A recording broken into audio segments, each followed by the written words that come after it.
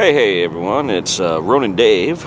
I'm just having a little beer out by the Imperial Palace, or Kokyo. Right behind me is the real reason I'm here today, is Sakuradamon, or Sakuradamon Gate. I'm here on the anniversary of a very infamous event. The assassination of Ii Naosuke. Ii Naosuke was a high shogun official, Tairo to be exact. He was killed on the other side of Sakuradamon on March 24th, 1860, or March 3rd by the Chinese calendar that they were using at that time. I should mention March 3rd is a rather auspicious date. As even today on March 3rd, that is the Hina Matsuri, the girls' festival. This is where they put out displays of the imperial court from the Heian period, 794 to 1185, which, as we will discover, is rather apropos, so to say. So, on March 24th, or March 3rd, however you want to say it, Ii Naosuke was making his way to Edo Castle, which is where I am. Which today is Kokyo, but back then it was Edo Castle, which was the head of the Shogun government. Just a little background. In 1600, a man named Tokugawa Ieyasu defeated his enemies in a famous battle Sekigahara. 3 years later, he was named Shogun. And he designated Edo, where Tokyo is today, he designated Edo as his capital.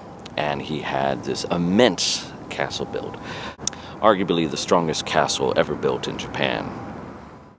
Tokugawa Ieyasu established a pretty strong dynasty of shoguns that ruled the country for about 250 years. But by the time of 1860, things had been slowly falling apart. Ii Naosuke was a daimyo, a lord of Hikone. Hikone is a place in Shiga Prefecture, just north of Kyoto. He was chosen to head the shogun government in 1858. And he was called Tairo, which means great elder.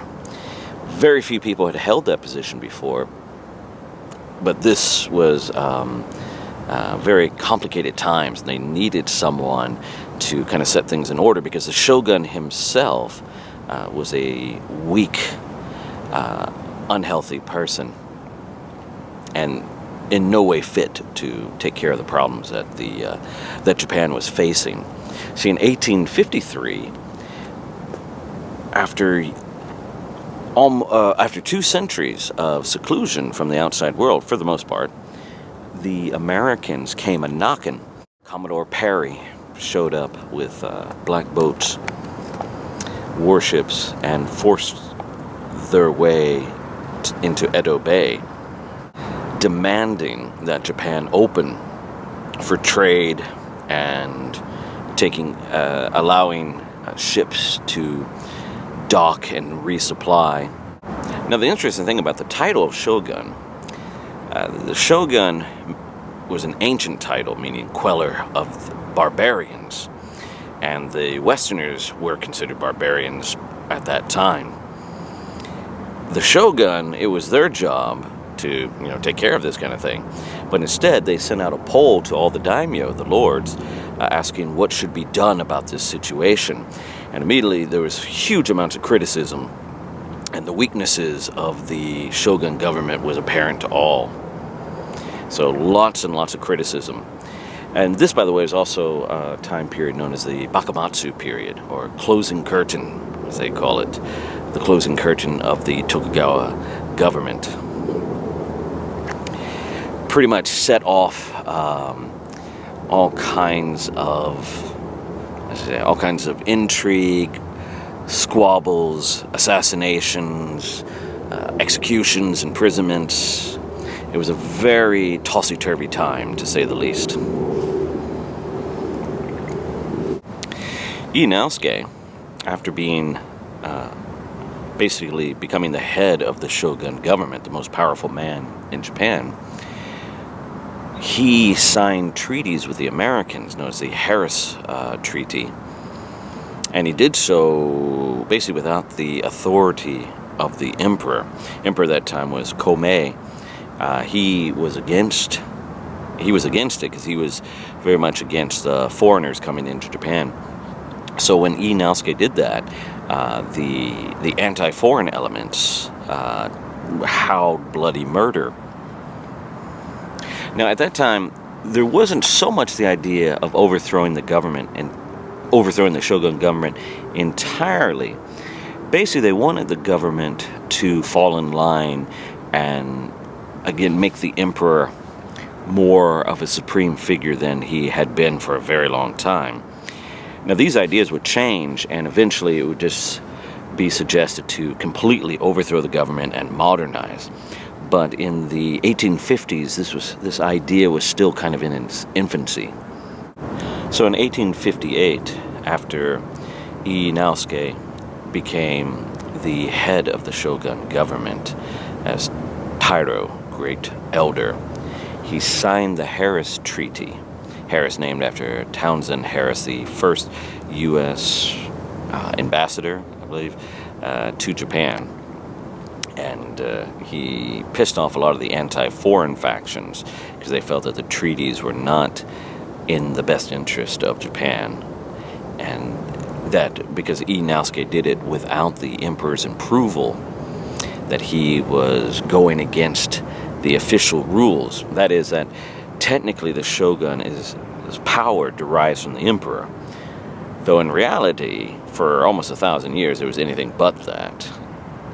A lot of these new ideas, old ideas, I guess they recycled ideas, started coming out of the Mito area, which is now today Ibaraki. Starting in the 18th century, the Mito clan began researching the old Japanese texts, such as the Nihon Shoki, and they started developing a kind of nationalistic, imperialistic viewpoint that believed in revering the emperor above all, and so therefore that the shogun should follow the dictates of the emperor, because the shogun's power ultimately is derived from the emperor, even though in reality shoguns had been doing pretty much whatever they please for almost 1,000 years. Ii Naosuke signs the treaty, then turns around and acts like an autocrat and basically starts imprisoning people, also ordering certain people to commit seppuku and executing others. This is known as the Ansei Purge. Ansei is like the Ningo way of calculating years.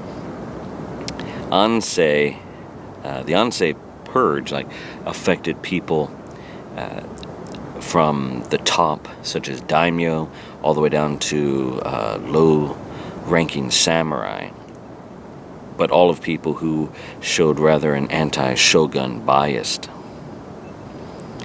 This angered a lot of people, even more so than the signing of the treaties that Ii Naosuke did with the Americans, and then later the British, the French, and the Russians.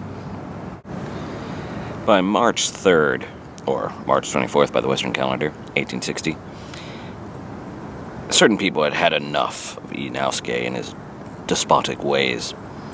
Another thing that he had done that infuriated people was when the 13th shogun died, there was a large number of people that wanted the son of the Mito lord to become the next shogun, the 14th shogun.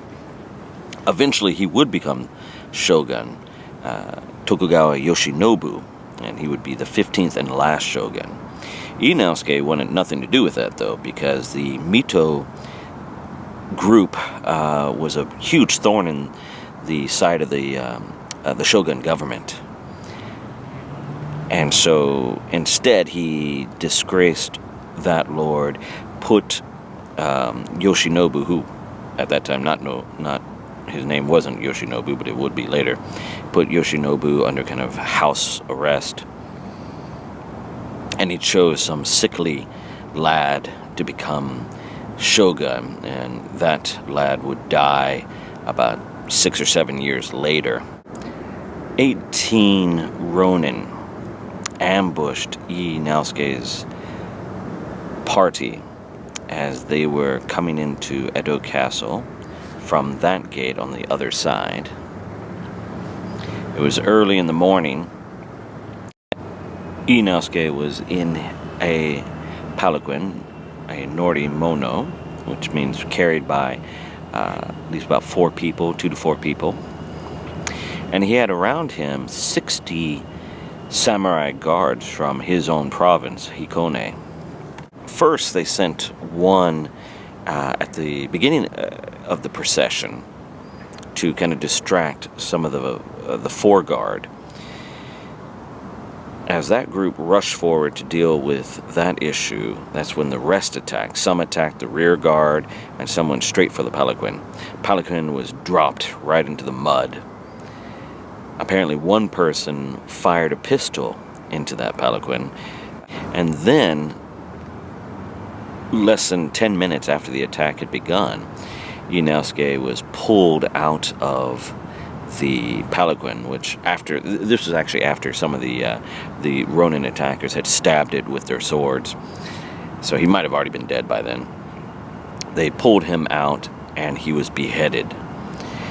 One of the Ronin was from Satsuma. See, all the rest were from Mito. This samurai is from Satsuma, which is interesting because later Satsuma, which is in southern Kyushu, and Choshu, which is in Yamaguchi, these would become the major leaders of the war against the shogun, the movement against the shogun, and would be heading much of the government in the Meiji era.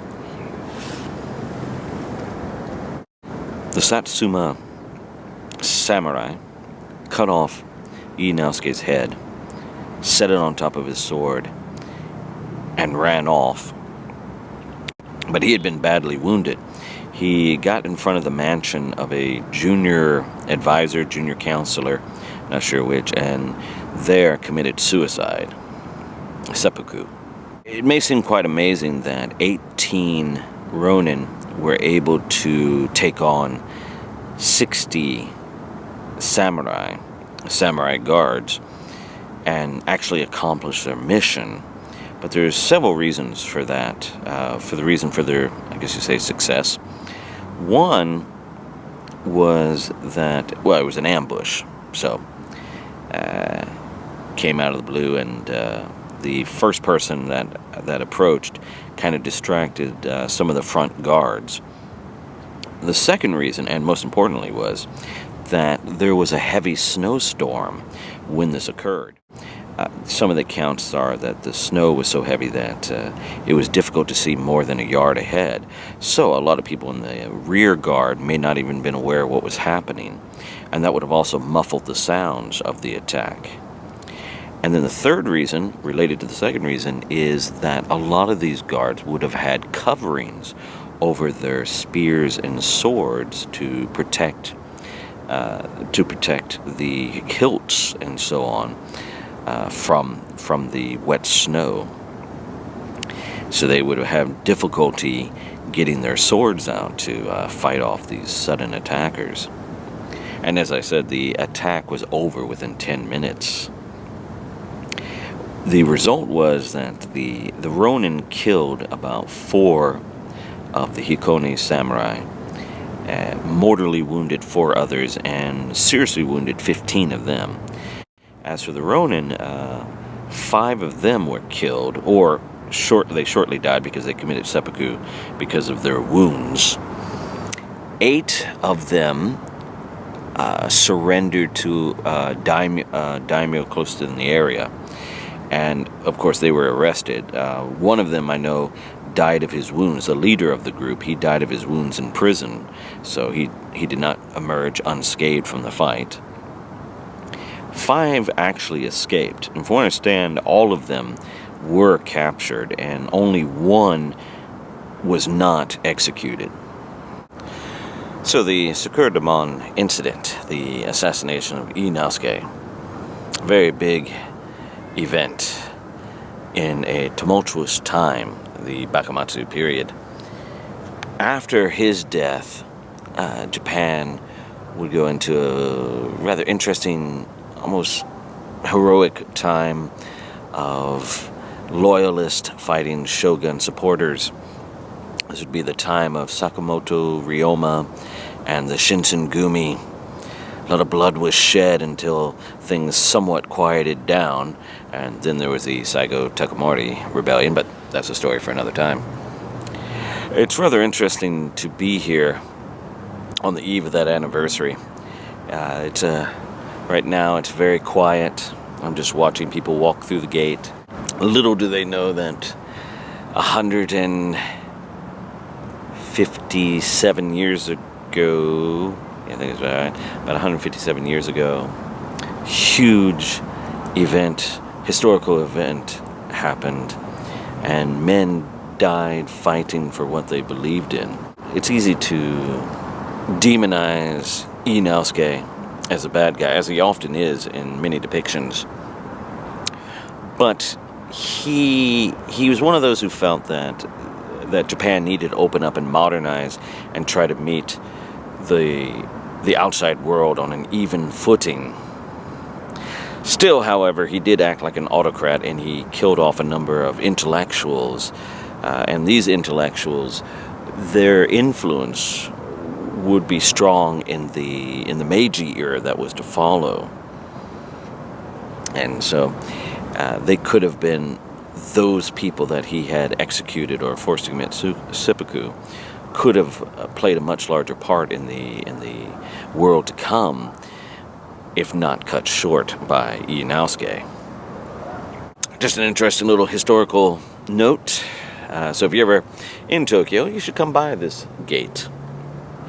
Best time to see it, to get an idea of the event I'm talking about, is if it snows, like I saw a couple years ago. You can truly get a feeling of what it was like that fateful morning. Anyway, I hope you enjoyed that. See you